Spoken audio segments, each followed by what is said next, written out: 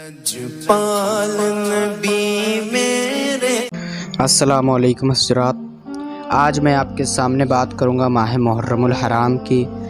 اس محرم الحرام کے روزوں کے فضیلتوں کے بارے میں بات کروں گا، نوافل جو پڑھنے چاہیے شب عاشورہ اور ماہ محرم میں جمعے کے دن جو نوافل پڑھنے چاہیے ان کی باتیں کریں گے، اور ماہ محرم الحرام کی فضیلتوں کے بارے میں بات کریں گے۔ اس دن بہت سے واقعات پیش آئے ہیں، ان کو بھی ہم اس ویڈیو میں ان کی بھی بات کریں گے۔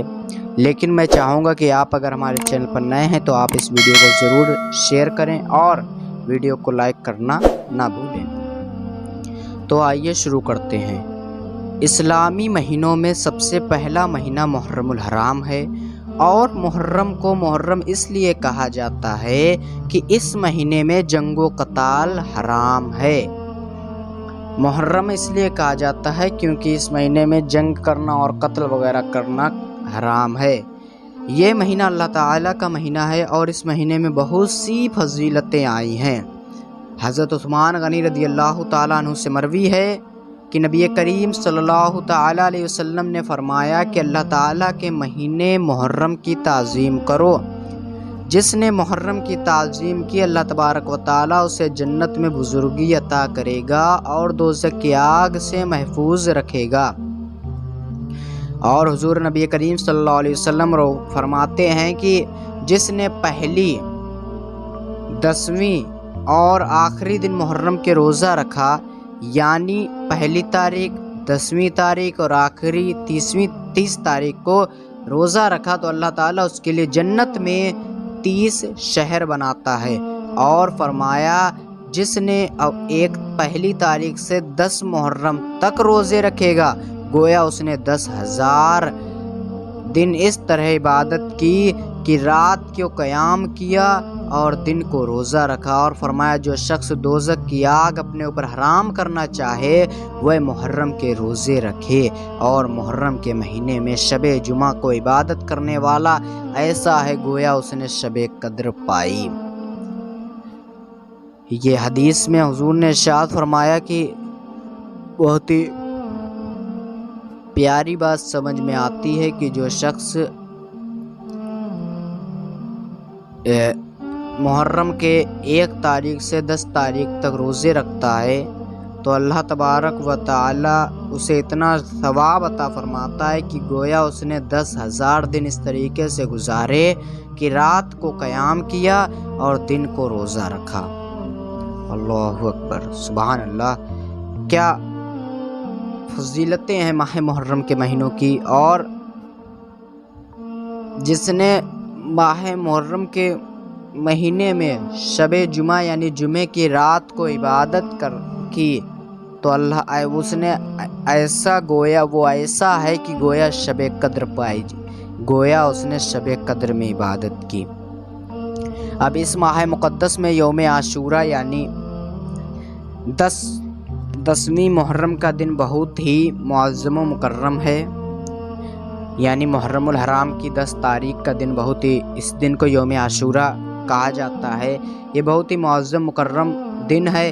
اس دن بڑے بڑے واقعات رونام ہوئے ہیں، بہت ہی واقعات پیش آئے ہیں۔ مثلا آدم علیہ السلام کا پیدا ہونا، کیونکہ آدم علیہ السلام یوم عاشورہ کے دن ہی پیدا ہوئے، اور یوم عاشورہ کے ہی دن جنت میں داخل ہوئے، اور ان کی توبہ جو قبول ہوئی وہ بھی یوم عاشورہ کے دن ہی قبول ہوئی۔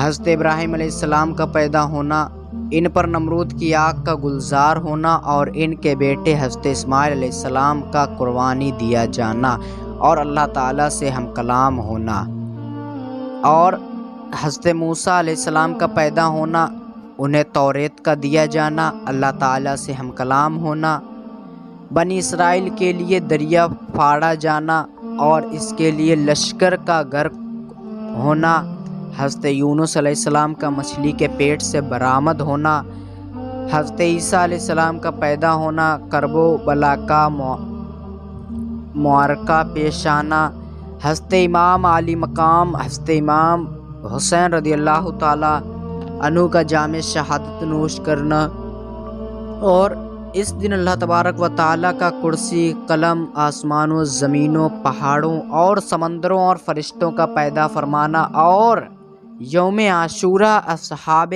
کہف کا کروٹیں بدلنا اور اسی دن قیامت کا ظہور ہونا وغیرہ، یہ تمامی واقعات جو ہیں یوم عاشورہ کے دن پیش آئے ہیں، اور یوم عاشورہ کے دن ہی آپ قیامت کا ظہور بھی ہوگا۔ اب آئیے نوافل کی بات کر لیں۔ محرم کے میں جمعے کے دن کے نوافل کی بات کریں تو ایک نوافل یہ ہے کہ آپ جو شخص محرم کے ہر جمعے کو 4 رکعت اس طرح پڑھے کہ ہر رکعت میں بعد الحمد شریف 31 مرتبہ سورہ اخلاص پڑھے تو گویا اس نے تمام آسمانی کتابوں کو پڑھا اور ان کی ہر آیت کے بدلے میں ایک غلام آزاد کیا۔ تو یہ فضیلت ہے ماہ محرم جمعے کے دن کی۔ محرم کے مہینے میں جمعے کے دن جو بندہ 4 رکعت اس طریقے سے پڑھے کہ سورہ اخلاص، سورہ فاتحہ کے بعد 31 مرتبہ سورہ اخلاص پڑھے۔ سورہ اخلاص کون سی؟ قل هو اللہ واحد اللہ الصمد لم یلد ولم یولد ولم یکن لہ کفوا احد، اس سورہ کو سورہ اخلاص کہا جاتا ہے۔ تو یہ الحمد شریف کے بعد جو 31 مرتبہ پڑھے، اس طریقے سے وہ 4 رکعت پڑھے گا تو گویا اس نے تمام آسمانی کتابوں کو پڑھا اور ان کی ہر آیت کے بدلے میں غلام آزاد کیا۔ دھیان یہ رہے کہ یہ جمعے کے دن کے نوافل ہیں۔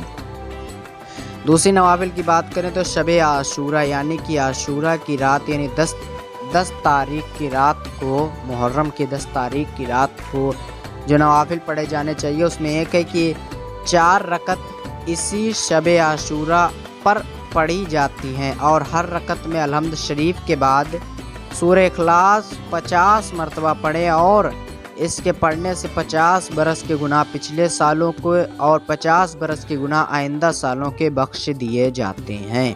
سبحان اللہ۔ آپ اس ماہ محرم کی شان دیکھیے کہ جو بندہ 4 رکعت شب عاشورہ کو اس طریقے سے پڑھے کہ الحمد شریف کے بعد سورہ اخلاص 50 مرتبہ پڑھے۔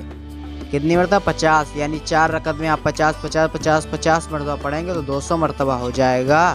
تو آپ اس طریقے سے پڑھیں کہ ہر رکعت میں الحمد شریف کے بعد 50 مرتبہ سورہ اخلاص پڑھے اور پوری نماز ادا کرے تو اسے اتنا ثواب ملتا ہے کہ گویا کہ اس کے جو ہیں 50 برس کے پچھلے اور 50 برس کے اگلے گناہ معاف کر دیے جاتے ہیں۔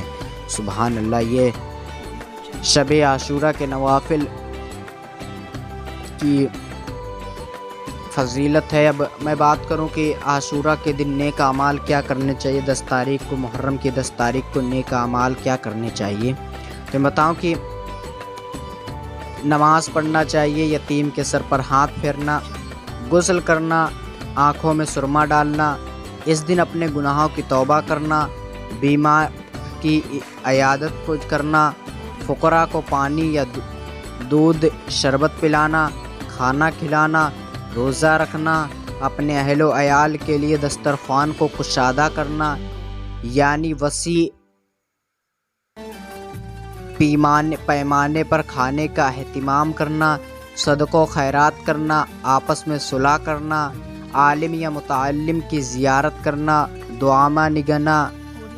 دعا مانگنا، خوف خدا سے رونا، نماز جنازہ تلاش کر کے پڑھنا، زیارت قبور اور زیارت قبور والدین کرنا، یعنی کہ مزارات کی زیارت کرنا اور اپنے والدین اور اپنے دادا دادی وغیرہ کے قبور کی بھی زیارت کرنا، قرآن مجید کی تلاوت کرنا، حضرت حسین رضی اللہ تعالیٰ عنہ اور شہداء کربلا و رضوان اللہ علیہم اجمعین کا فاتحہ دلانا، ان کے ایصال ثواب کے لیے نیاز، کھچڑا، حلیم وغیرہ پکانا، مسلمان سے مصافحہ کرنا۔ یہ وہ ہیں جو کہ عاشورہ کے دن یہ نیک اعمال کرنے چاہیے۔